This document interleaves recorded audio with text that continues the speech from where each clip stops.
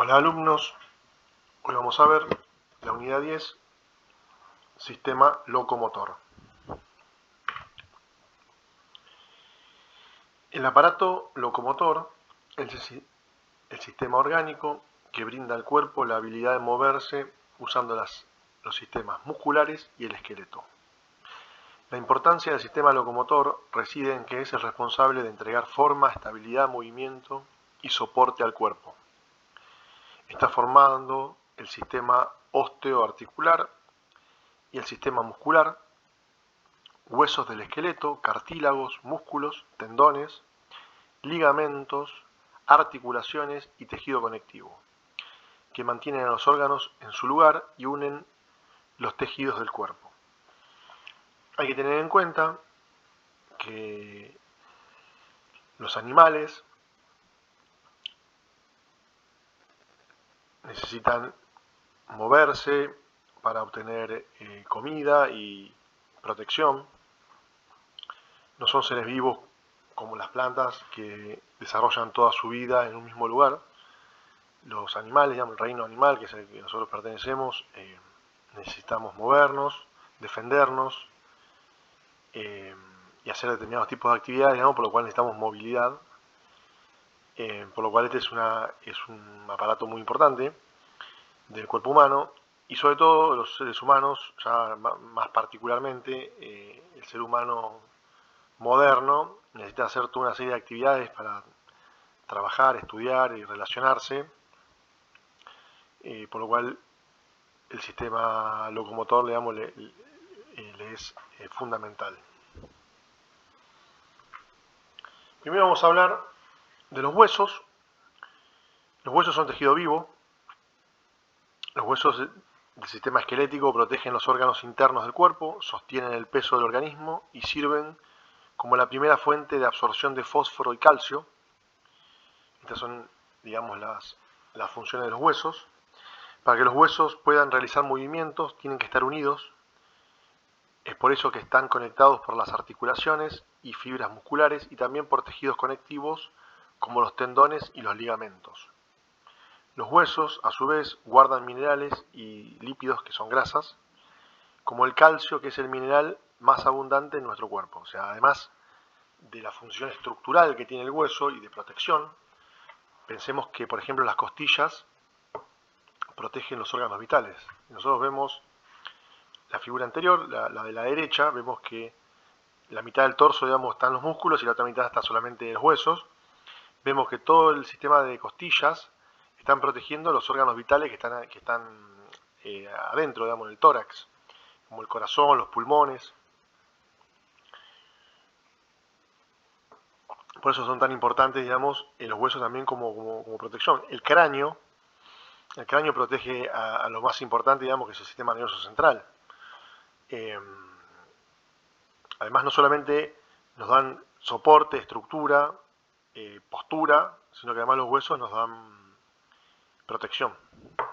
Y otra función auxiliar, digamos, para el metabolismo interno, tiene que ver con que es reserva de calcio y de fósforo, que ya vamos a ver, digamos, por algunos procesos de absorción o de resorción, digamos, se puede liberar calcio al torrente sanguíneo o se puede almacenar calcio en los huesos, digamos. Eso también es parte de un equilibrio del medio interno. Y algunos huesos grandes, en la médula, tiene reservas de grasa, que es lo que se llama médula amarilla. También los grandes huesos en el medio tienen reserva de grasa. Eso es lo que aquellos que hayan comido puchero alguna vez en la vida, que hay algo que se llama el caracú, que es como un hueso grande, digamos, que está cortado transversalmente, que en el medio tiene algo que hay gente que le encanta, que es una especie de gelatina, hay gente que no le gusta. Eso es el hueso de lo que se llama el caracú, del puchero. Bueno, eso es sustancia grasa amarilla que tiene, eso obviamente es de una vaca, pero en el ser humano también existen en ciertos huesos grandes, tienen grasa en el medio que se llama la médula amarilla, que también sirve como reserva de grasa. Eso les pongo esa figura gráfica como para que más o menos entiendan de qué estoy hablando. Los huesos también participan en el proceso de producción de células sanguíneas. Esto ya lo habíamos visto cuando vimos la sangre. En las costillas, por ejemplo, el esternón, está el sistema hematopoyético, digamos, son las células de los glóbulos rojos de la sangre, y eso se produce en el interior de esos huesos. También glóbulos blancos y otros elementos de la sangre se pueden producir en la médula roja, que no es la médula amarilla, digamos, que guarda grasa. La médula roja es la que produce estas células de la sangre en ciertas cavidades de los huesos. Generalmente la médula roja es costillas y esternón. Bien, este es un esqueleto clásico con todos los huesos del cuerpo. En la vida real, digamos, cuando la persona está viva, las costillas están unidas al esternón por cartílago, o sea, ciertas costillas, y luego se insertan en la médula, en la columna vertebral. La columna vertebral, a su vez, está unida por discos intervertebrales. Esos discos, obviamente, en un esqueleto de muchos años, digamos, eso ya no va a estar más. Lo único que va a quedar es la parte mineral del hueso, pero eso no nos tiene que confundir. El hueso es tejido vivo, o sea, el hueso de una persona viva es muy distinto al hueso de un cadáver, digamos, de un esqueleto de una persona que está enterrada hace muchos años. También lo que queda después de muchos años que una persona falleció, digamos, es la parte mineral de los huesos. Pero todo el tejido vivo, digamos, es muy distinto, digamos, cuando la persona está viva, digamos. Por adentro del hueso pasan venas, arterias, digamos. Hay cartílagos que lo rodean, músculos, o sea, es muy distinto el hueso cuando la persona está viva. El hueso más grande del cuerpo es el fémur, que va desde la rodilla hasta la cadera. Después el húmero es un hueso muy importante, que va del hombro al codo. De la rodilla al tobillo tenemos dos huesos, que son la tibia y el peroné. Se los nombro porque son típicas lesiones del deporte. En los pies tenemos las falanges, los dedos y los tarsianos, digamos, los tarsos, los metatarsos. En los dedos de la mano también tenemos las falanges, y después los huesos carpianos, el famoso túnel carpiano, ¿no? Es una típica lesión de personas que trabajan en fábrica, por ejemplo, que manipulan cierto tipo de herramientas. Los huesos de la pelvis son huesos que se rompen en personas que se rompen la cadera, sobre todo personas grandes que se caen, se rompen los huesos de la zona de la pelvis. También del codo a la muñeca tenemos dos huesos, que es el cúbito y el radio, que nos permiten girar la mano, digamos, en sentido longitudinal y transversal. La articulación, y acá también tenemos en azul las articulaciones, la articulación del hombro, la articulación del codo, la rodilla la va a mover especialmente. Entonces, los huesos, como bien les decía, acá se ve en la imagen de la izquierda, que son esponjosos, digamos, y por ahí pasa venas, arterias, digamos, y en algunos huesos, los huesos grandes, tenemos en el medio, digamos, tenemos ese tejido amarillo que yo les decía, que está conformado principalmente por grasa, o en las costillas, el esternón, es médula roja, que es lo que yo les hablaba anteriormente. La imagen de la derecha es la imagen de un fémur, ¿no? Donde tiene la inserción condral y el tejido subcondral, digamos, donde va a estar la rodilla. Generalmente los huesos, digamos, en el ser humano crecen durante la etapa de la niñez hasta el final de la etapa de la adolescencia, que se llama la etapa de la pubertad. Una vez ya en la vida adulta ya los huesos no crecen más en longitud, digamos. Sí hay ciertas enfermedades que ya la vamos a ver, donde el hueso se puede debilitar, puede perder densidad, pero básicamente los huesos en el hombre más o menos a los 17, 18 años ya se cierran, y en las mujeres un poco antes, 14, 15 años ya se cierran, y la persona ya tiene la altura que va a tener en su edad adulta. En cambio en la niñez los huesos crecen, y por eso los nenes crecen en altura. En cuanto a las articulaciones son donde se unen dos o más huesos. Por ejemplo, hombros, codos, caderas, rodillas, nudillos de los dedos. Todos esos son articulaciones. Articulaciones es donde se articula, digamos, donde hay movimiento entre huesos. La columna también es desarticulada. Si no fuese articulado seríamos rígidos, seríamos como los muñecos, esos muñecos de torta que están todos rígidos, digamos. O sea, nosotros podemos movernos porque tenemos articulaciones. Si vos a una persona le pones fija todas las articulaciones, pasa a ser un muñeco de torta que no se mueve. ¿Está bien? Entonces nosotros podemos movernos porque tenemos articulaciones. Las articulaciones generalmente unen por lo menos dos huesos. ¿Está bien? A veces unen más huesos. En el caso, por ejemplo, en el caso de la rodilla, une tres huesos. Une el fémur con la tibia y el peroné. Y acá tenemos la rótula, que bueno, es un hueso que pivotea ahí, digamos, que es un caso raro. En el caso del codo, une el húmero, que viene desde el hombro hasta el codo, y une el cúbito del radio, o sea, está uniendo tres huesos. En el caso del hombro, más todavía, porque tenés la escápula, tenés la clavícula, el húmero. Después la columna vertebral está constituida por muchos huesos que están articulados. Claro, en el caso del hombro son tres también. Y obviamente, digamos, en los dedos, las falanges, en la mano, la muñeca, ya se unen. Las articulaciones pueden unir dos huesos o más y darles articulación, digamos. La articulación también incluye tejidos blandos que lo rodean, como cartílago, tendón y ligamentos. O sea, una articulación no es solamente los huesos, o sea, si no eso sería inviable. O sea, de hecho, la idea es que no toque hueso con hueso. Cuando toca hueso con hueso es un dolor infernal, digamos, que es lo que pasa en casos extremos de artrosis, por ejemplo. La idea es que haya líquido y la idea es que haya algún material más resbaladizo, digamos, que disminuya la fricción para que no esté hueso con hueso raspando, porque nada, en poco tiempo se te desgastan los huesos y ya no podés caminar, digamos.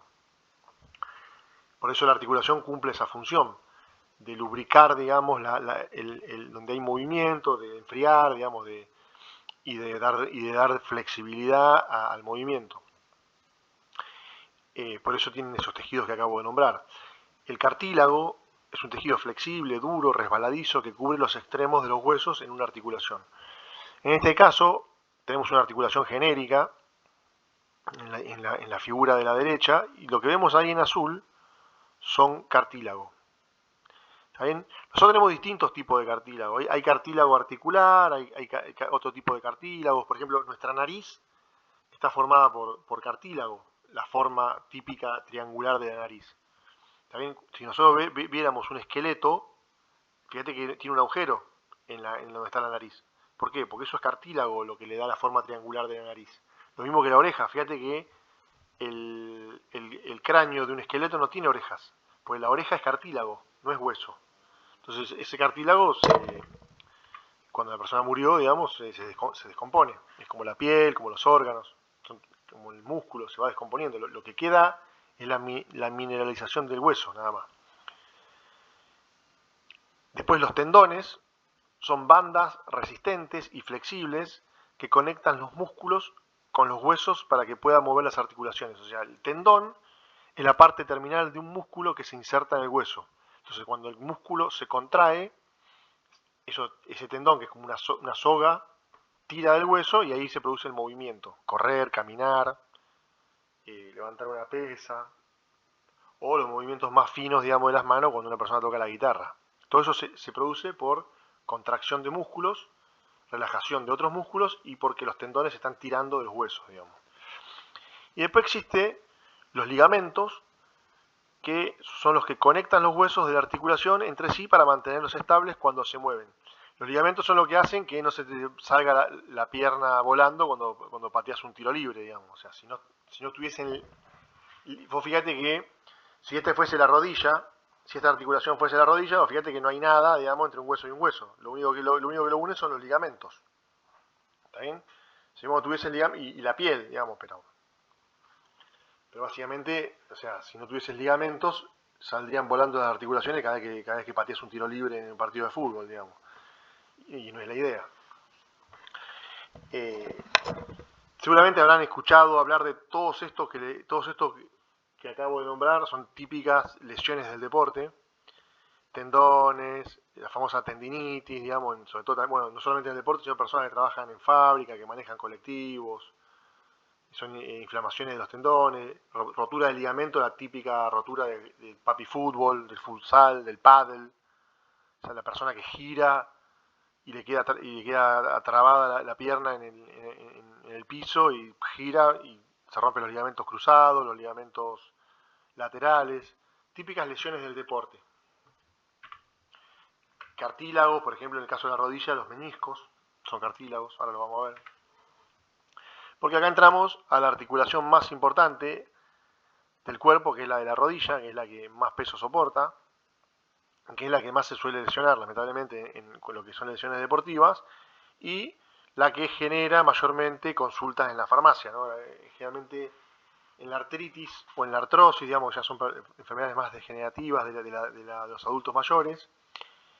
El principal dolor que suelen tener esas personas, si bien tienen una manifestación a nivel de todas las articulaciones, la que más le va a doler son las rodillas, a las personas grandes que tienen este tipo de enfermedades.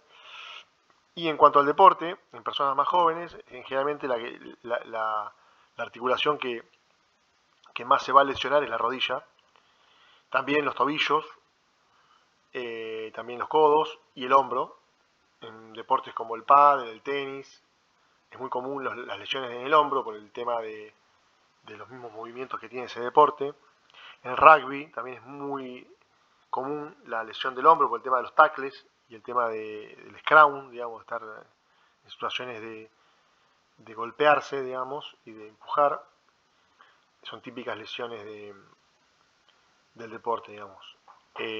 Acá, bueno, vamos a ver esto que yo les comentaba, que es la articulación más importante del cuerpo, que es la rodilla.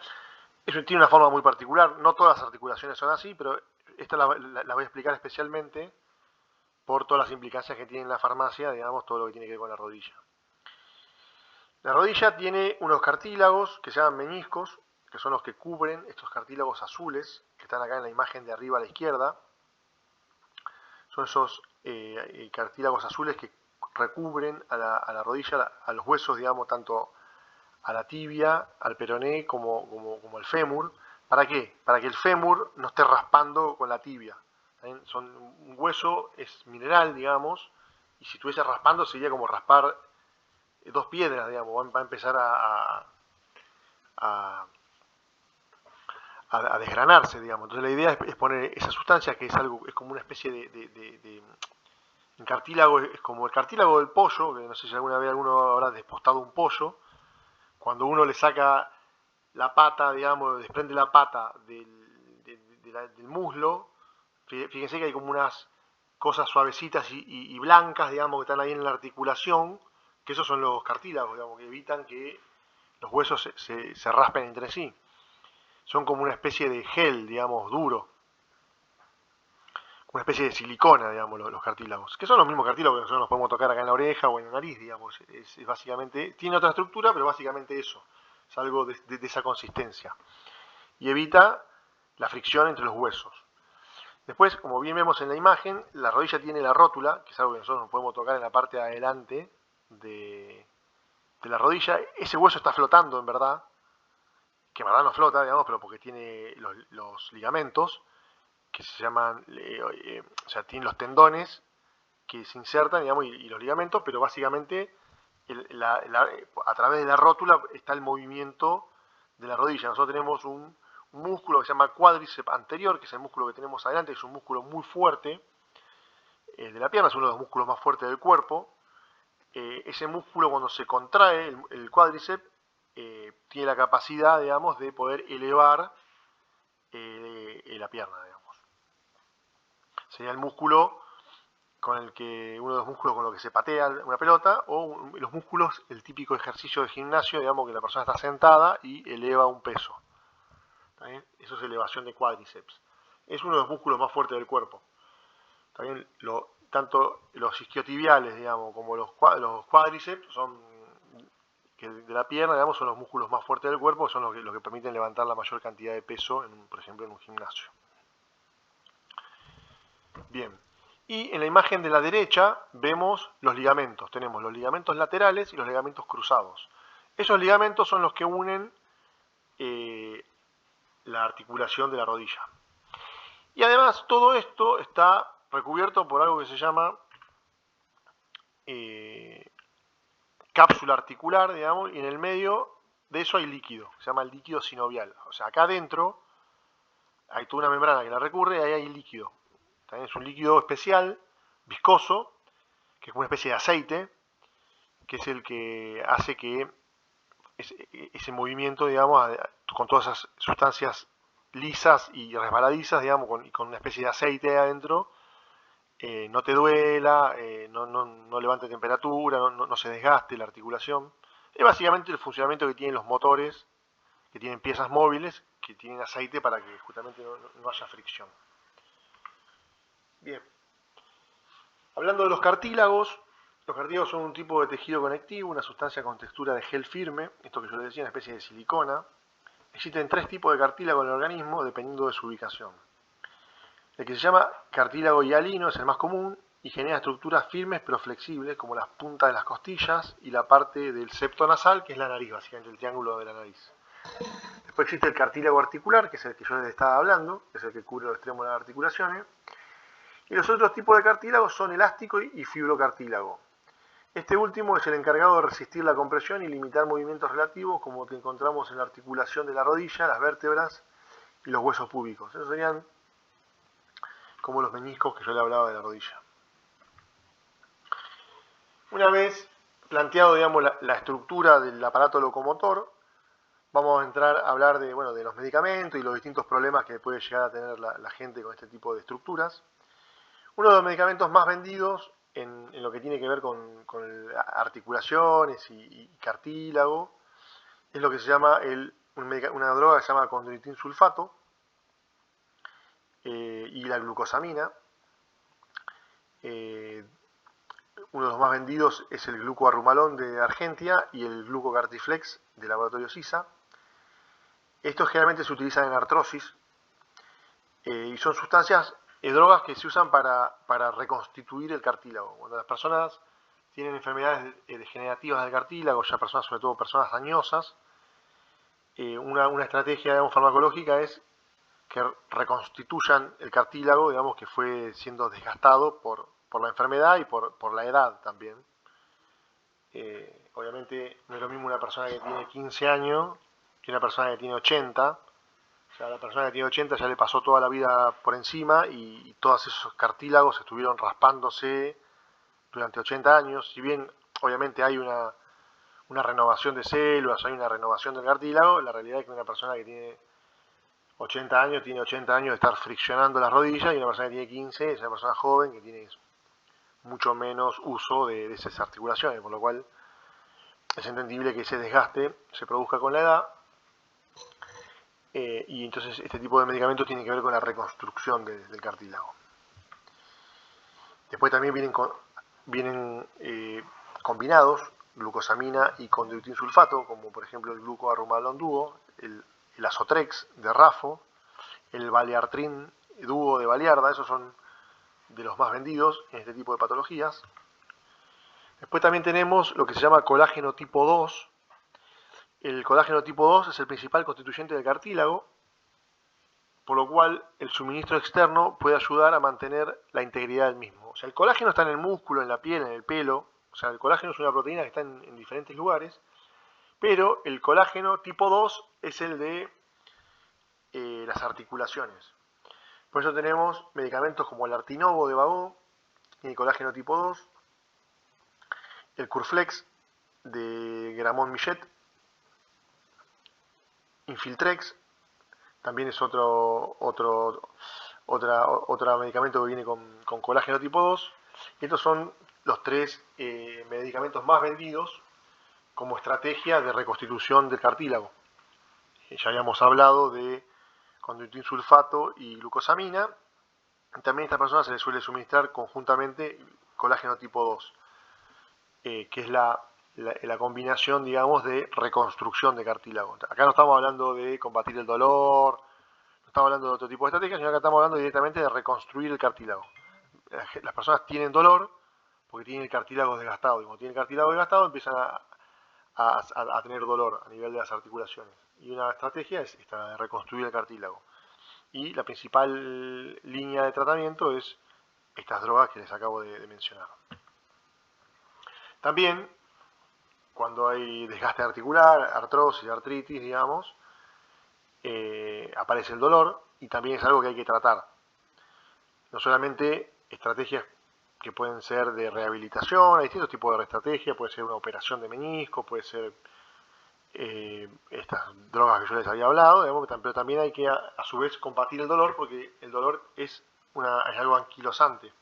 Lo que va a hacer es que la persona no solamente que la pase mal, sino que además la persona se empieza a quedar cada vez más postrada o en silla de ruedas o no camine y eso obviamente va a agravar el cuadro de su afección, digamos. Generalmente las articulaciones en personas postradas se suelen degenerar más que en personas activas. Generalmente, paradójicamente, la actividad física estimula la reparación del cartílago y el crecimiento del músculo y la salud de los tendones y de los ligamentos.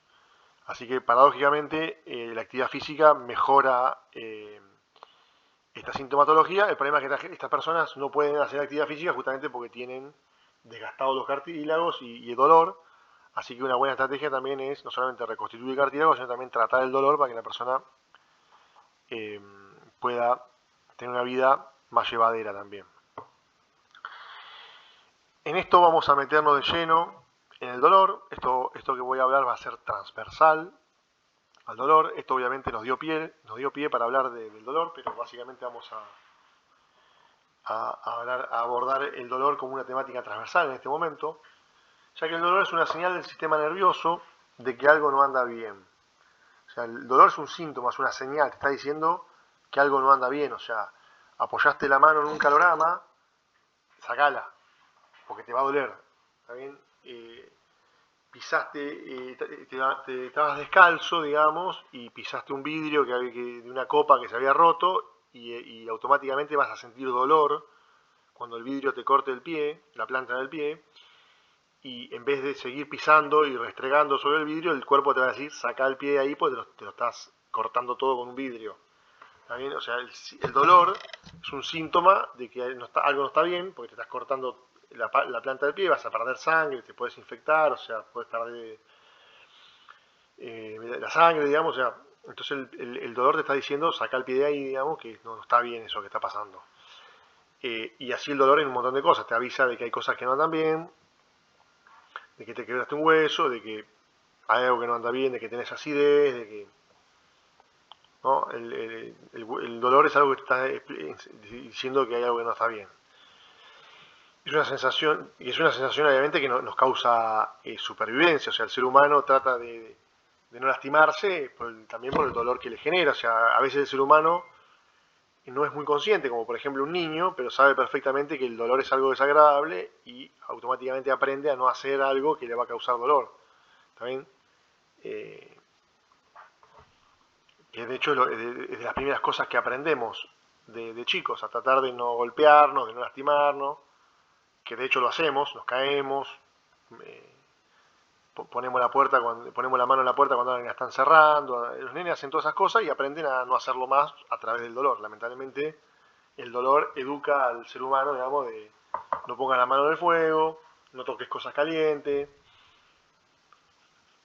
no agarres un cactus que te va a pinchar, no pises un clavo. O sea, básicamente el dolor te educa para que no te lastimes. Es un mecanismo de supervivencia también el dolor. El dolor puede ayudar a diagnosticar un problema también, como les decía. En general el dolor agudo aparece de repente debido a una enfermedad, lesión o inflamación. A menudo puede ser diagnosticado y tratado. Y generalmente desaparece cuando aunque a veces puede convertirse en dolor crónico. Y esto nos da pie a la clasificación del dolor. Nosotros las cosas las podemos clasificar de distinta manera. Si nosotros clasificáramos el dolor por el origen, podríamos decir que puede ser nociceptivo, que es el dolor somático, es el dolor de pincharse un alfiler, es el dolor de pegarle un codazo a un mueble cuando andás apurado por tu casa, el dolor de agarrarte la mano con la puerta del auto, el dolor de pisar una tachuela en hojotas, digamos. Ese es el dolor nociceptivo, el dolor somático. Después tenemos el dolor neuropático, que es el dolor visceral, que es el dolor interno, que es más difuso, El dolor somático, que está en los músculos, en la piel, en la superficie, digamos, es un dolor fácil de localizar. Vos podés saber exactamente que te pegaste un golpe en el codo. En cambio, el dolor visceral, el dolor interno es más difuso. Sabés que está en el estómago o lo que sea, pero es más difuso.